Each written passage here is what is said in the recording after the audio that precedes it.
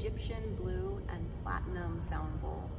This one is all about connecting you to the Egyptian feminine goddess Hathor energy that is really about bringing forth this energy of unity and love and light to the world. And the platinum is all about really connecting you to your own divine feminine, cleansing and clearing out stress, depression, anything that's not in balance in your system. So let's listen to this one.